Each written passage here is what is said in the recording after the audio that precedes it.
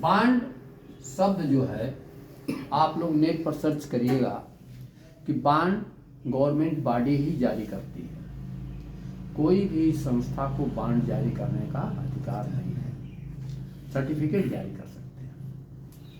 पहला कि हमने सेबी से रजिस्ट्रेशन नहीं लिया। किसी भी डिवेंचर को जारी करने के लिए सेबी का परमिशन या सेबी से रजिस्ट्रेशन जरूरी होता है। और जब 2010 में लिया गया, 2011 में सेबी ने इनको निर्देश दिया कि विद इन 15% इंटरेस्ट आप डिपॉजिटरों को क्या करिए, पैसा रिटर्न करो। इसके बाद ये चलेगा हाई कोर्ट, ठीक है, और ये केस हाई कोर्ट से चला गया सुप्रीम कोर्ट। अब यहां मामला फंस गया कि जब ये सरकार कह रही है कि 15% इंटरेस्ट के साथ निवेशकों का जो इसमें पैसा लिए हैं रिटर्न कर दीजिए, रिटर्न करने के बजाय रातों रात ये क्यू शॉप में कन्वर्ट हुआ। हम लोग जब सुबह गए ऑफिस तो छाप छाप करके टेबल पर लगाया गया था और हम लोगों को निर्देश था हुआ कि आप लोग जाइए और सभी बांड ले आइए, उसको कन्वर्ट कराइए क्यू शॉप में, क्यू शॉप प्रोडक्ट रेंज। सरकार के पास इन्होंने जिस समय यह कन्वर्ट हो रहा था एक फॉर्म भरा गया कि हमारे पास आवेदन कि कोई भी बैंक में खाता नहीं है, लिहाजा मुझे नगद दिया जाए। और इस फॉर्म के साथ इस सर्टिफिकेट को लगा करके और हम लोग या सभी लोग जमा किए और ये सारी चीजें इन्होंने भेज भी दिया। कहाँ? सेबी कार्यालय, कई ट्रक गया था। जब कोर्ट ने पूछा कि 24,000 करोड़ रुपया किस माध्यम से आपने भुगतान किया, माध्यम तो होना चाहिए ना, बाई चेक, आरटीजीएस, तो कोर्ट में इन्होंने जो बयान दिया था कि हमने कैश दिया, नगद भुगतान किया। और यही जब सेबी ने पूछा या कोर्ट ने पूछा कि 24,000 करोड़ रुपया आप कैश के रूप में कहां रखे थे, कैसे आपने भुगतान किया? थोड़ा बड़ा तो होता नहीं भैया कैश, 24,000 करोड़ रुपया कई ट्रक में आएगा, कंटेनर ट्रक में आएगा ना। तो यहां मामला इनका फंस गया और यही मामला जो है उनको अरेस्ट कराया, ठीक है। 2017 जब सरकार किसी भी तरह से नहीं मानी तब इस क्यू शॉप को पुनः किसमें कन्वर्ट किया गया? सीआरसीएस के तहत, यानी क्रेडिट कोऑपरेटिव में। अब पैसा तो आपने क्रेडिट कोऑपरेटिव में लिया नहीं, ये तो यहां से यहां आपने क्या किया? कन्वर्ट किया। तो अब सीआरसीएस भी तो पूछेगा कि भाई आपने 24,000 से 50,000 60,000 करोड़ रुपया का आपने क्रेडिट कोऑपरेटिव का बांड सर्टिफिकेट आपने जारी किया, तो ये पैसा का आप हिसाब दीजिए, आप कहां लगाए? पैसा तो इनके पास आया नहीं, पैसा मेरा अबोर्ड बांड। और उस समय सेबी ने निर्देश दिया कि ये सारे बांड को सेबी के पास भेजिए और सेबी उसका भुगतान करेगी। करीब 150 करोड़ सेबी ने भुगतान भी किया। किनका? जो लोग कन्वर्ट नहीं कराए क्यू शॉप में, और इन लोगों ने कहां भेजा? सेबी को, उनका भुगतान आया। लेकिन चूंकि हम लोगों, बलिया भी मीटिंग हुई, बनारस मीटिंग हुई, हर हाल में हम लोगों को क्या आदेश था? क्यू शॉप में कन्वर्ट कराना ही कराना है, अनिवार्य रूप से। और हम लोगों ने किया, इसलिए कि फ्री का कमीशन भी मिल रहा था, कुछ करना नहीं था, सिर्फ सर्टिफिकेट लाइए, कन्वर्ट कराइए। तो यहाँ क्यू शॉप से जब यहाँ सीआरसीएस में कन्वर्ट 2017 में हुआ, अब इसको सरकार कह रही है कि हम सीआरसीएस का जांच करेंगे और जितने डिपॉजिटर होंगे उनको हम भुगतान, किसी किसी का भुगतान आ भी रहा है। अब यहाँ क्या गलती हुई है संस्था से, अब यहाँ आप लोग एक चीज देखिए, किसी भी क्रेडिट कोऑपरेटिव सोसाइटी का ये रूल है कि क्रेडिट कोऑपरेटिव में वही पैसा जमा कर सकता है जो क्रेडिट कोऑपरेटिव का मेंबर होगा। बाइलाज में स्पष्ट लिखा हुआ है डिपॉजिट में कि डिपॉजिट में be received from ordinary associate member. Bylaws अगर आप लोगों के पास हो तो हम दिखा दें अभी, उसमें एकदम स्पष्ट लिखा है। अब सहारा ने क्या किया कि सोसाइटी मेंबर बनाना चालू किया, लेकिन जितने भी सोसाइटी मेंबर बनाया इसको सीआरसीएस के पास नहीं भेजा क्योंकि ऑफलाइन था, और एक ही आदमी का 10 बार जमा हुआ तो 10 सोसाइटी आईडी बना। ये गलत है, सही है? आप हमारे पास आए, हमने 1 लाख रुपया दिया, ले गए, 15 रुपया लगा, एक फोटो, एक आधार कार्ड, सोसाइटी आईडी बना दिया। ये है, हमने इनको 5,000 का खाता दे दिया महीने का, ये भी एक सोसाइटी आईडी निकाल लिया।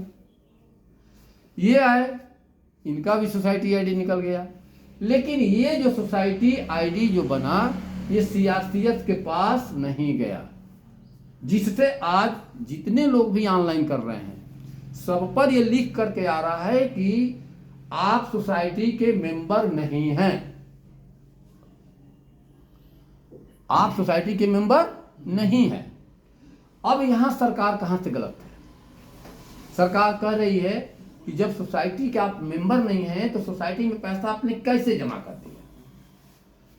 अब सहारा क्या कर रही है, जितना उसके पास उपलब्ध है अपना लखनऊ में कर्मचारी लगा करके उसको कर रही है, लेकिन मैक्सिमम पेपर तो है ही नहीं उसके पास।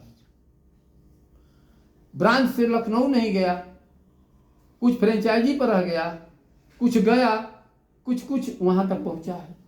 तो जितना पहुंचेगा और जितना डाटा सोसाइटी आईडी का बन जाएगा उतना तो भुगतान होगा, लेकिन एक आदमी का एक ही सोसाइटी आईडी बनता है।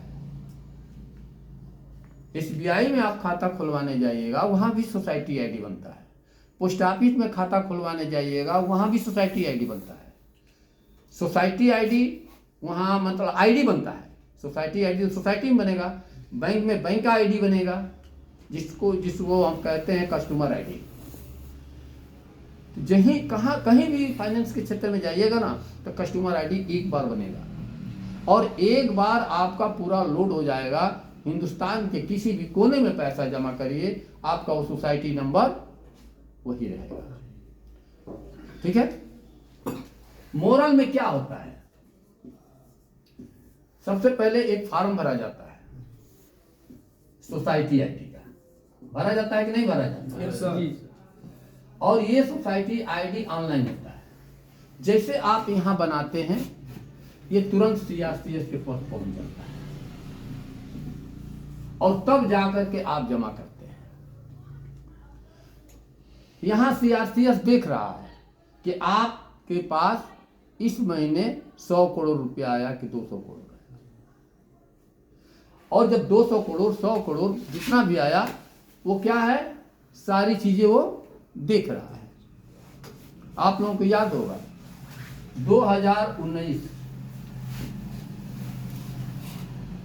जैसे बीता, जनवरी 2020 सीआरसीएस ने एक आदेश पारित किया कि जब तक ऑडिट नहीं हो जाता है किसी भी क्रेडिट कोऑपरेटिव सोसाइटी का, नया मेंबर नहीं बनाएंगे, पुराने मेंबर से लेन देन कर सकते हैं। पुराने मेंबर से लेन देन, वहां बहुत सारे जितने भी क्रेडिट कोऑपरेटिव हैं जो ऑनलाइन थे उन्होंने कोई मेंबर नहीं बनाया। लेकिन हम आपको बता दें कि सहारा में उस समय भी धुआंधार क्रेडिट कोऑपरेटिव का मेंबरशिप बना, डिपॉजिट हुआ, और इसके बाद उसको सीआरसीएस के पास भेजा नहीं गया। जब हम गलत करेंगे तो पनिशमेंट तो हमको मिलेगा, लेकिन अब मेरे साथ साथ अब पनिशमेंट कौन भोग रहा है? सबसे ज्यादा अभिकर्ता। क्यों? क्योंकि अभिकर्ता की वो रोजी रोटी थी जो उससे छीन गई, और जमा करता तो अपना कोई व्यवसाय कर रहा है, उस व्यवसाय से अपना 5,000 10,000 रुपया जमा किया, आरडी किया, उसका तो रेगुलर जो है जो कर रहा है वो तो चल रहा है, वो अपने पैसे के लिए परेशान जरूर है, लेकिन भूखमरी का शिकार वो नहीं हुआ। कौन हुआ?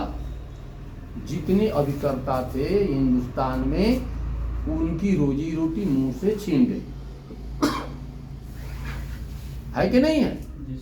एकदम छीन गई ना। और सबसे लात जूता कौन खाया? एजेंट खाया, जमा करता नहीं। जमा करता गाली देकर मुझको चला गया, जमा करता कहता है कि मैंने तुमको पैसा दिया, मुझे क्या पता, भले वो सहारा के नाम पर दिया उस समय, कोई हमको जानकर नहीं दिया, लेकिन आज वो क्या बोल रहा है? मैंने तो तुमको जान करके दिया है, तुम कहां ले जा करके जमा कर रहे हो मुझे नहीं पता, जबकि आपने जमा किया और जमा करने की उसको रिसीट दिया है। एक पैसा आप खाए नहीं है, फिर भी जमा करता आपको गाली देकर जा रहा। गलती कहां से हुई? जो मैंने अभी आप लोगों को बताया।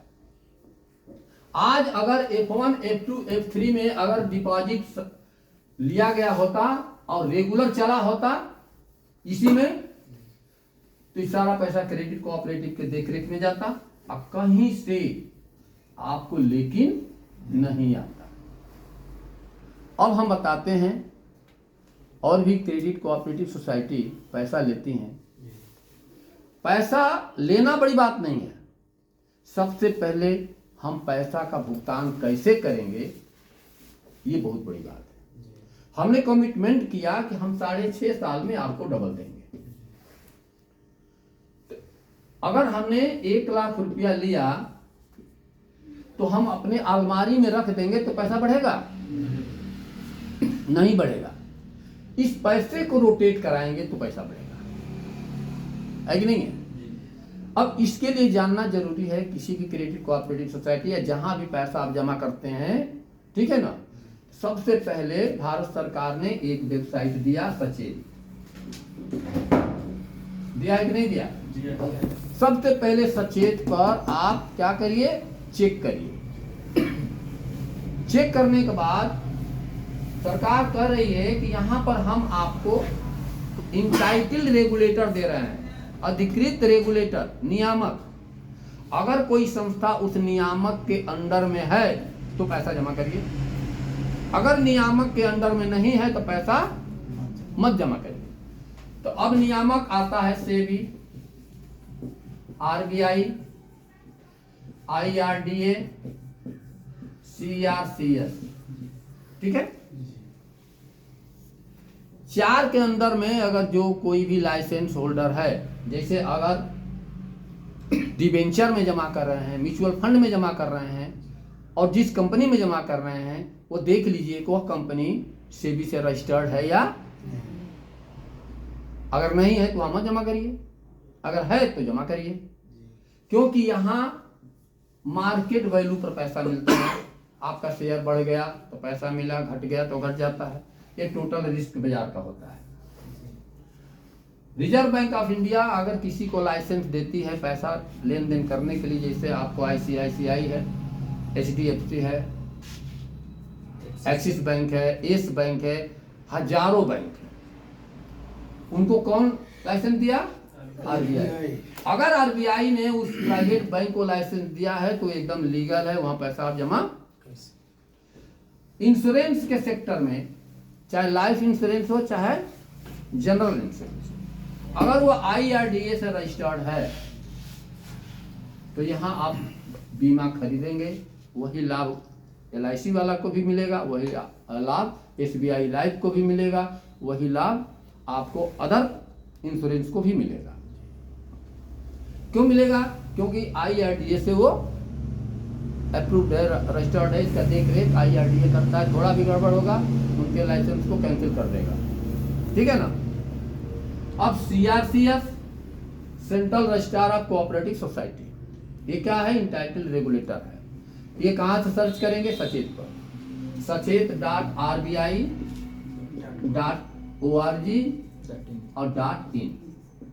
कभी भी आप यहाँ सर्च कर लीजिए। अब CRCS में ये देखिए कि CRCS में रजिस्टर्ड है कि नहीं है। इसी CRCS में 333 नंबर पर सहारा रजिस्टर्ड है 2010 में, और 617 MCCL है, मोरल क्रेडिट कोऑपरेटिव। ये है रजिस्टर्ड 2012 पे आप काम क्रेडिट का कर रहे हैं। अब ये 2010 है, ठीक है ना। संस्था विगत 78 से चल रही थी, कहीं कोई दिक्कत नहीं हुआ। विवाद 2005 में शुरू हुआ। 2005 से सहारा के ऊपर अड़चने आ रही हैं। 2005 में कोई बॉन्ड था, सर्टिफिकेट था, शायद 10 साल में 4 गुनी वाली थी, उसको कन्वर्ट कराए यूनिक में। और उसके बाद 2010 में ये CRCS के तहत सहारा आई, ये लॉन्च की। इसमें इतने पैसा न लेकर के OFCD के तहत उतने पैसा लिया, जहाँ से विवाद में आई और आज तक विवाद में है। नेक्स्ट हम आपको बताएं, कोई भी कंपनी का बेस देखा जाता है कि एक्चुअल में कोई कंपनी हमको सरवाइव कर पाएगी कि नहीं कर पाएगी, उसका कार्य क्षेत्र क्या है। हम आते हैं MCCSL। किसी भी संस्था के 4 पिलर होते हैं, कई बार हम इसको आप लोगों को बताए भी हैं। पहला पिलर होता है लीगल, कानूनी रूप से आप अथराइज हैं कि नहीं है पैसा। तो यहाँ आप MS/CR/617/2012 आप नेट पर सर्च कर लीजिए कि यह रजिस्ट्रेशन नंबर है या नहीं है, ठीक है। दूसरा होता है मैनेजमेंट। गाड़ी मर्सिडीज आपने ले लिया और ड्राइवर सही नहीं मिला, तो गाड़ी को क्या करेगा? एक्सीडेंट कर देगा ना। अब मैनेजमेंट आपका 2007 में एक कंपनी से शुरुआत करता है, वो भी बीमा के क्षेत्र से। हम 2 कंपनियों का बीमा बेचना शुरू किए 2007 में, PNB मेटलाइफ और रिलायंस। आज भी बेच रहे हैं, आज भी वो उसमें बढ़िया व्यवसाय हो रहा है। एक कंपनी से शुरुआत करके 2023 तक आपने 45 कंपनी खुद की बनाई। एक ऑफिस था बनारस में, आज हेड ऑफिस आपका है लखनऊ में, है कि नहीं है? HO जो है कहाँ है? लखनऊ में। खुद की 3 तल्ला बिल्डिंग, आप लोग तो गए भी हैं। हमारा नारा क्या है? मोरल जगाना है और भारत बनाना है। कैसे भारत बनेगा? बेरोजगारी मुक्त भारत।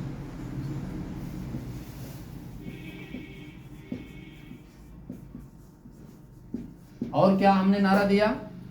रोग मुक्त भारत, बीमारी मुक्त भारत, यानी बीमारी मुक्त भारत।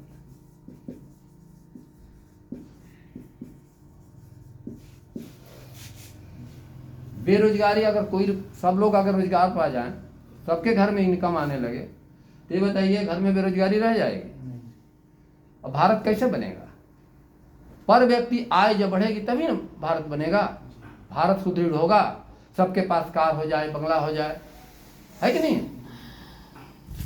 ये हमारा नारा है। एक ऑफिस से हमने आज 125 ऑफिस बनाया पूरे हिंदुस्तान में। 5000 प्लस हमने फ्रेंचाइजी और शॉपी दे दिया पूरे हिंदुस्तान में। Service point, service centre.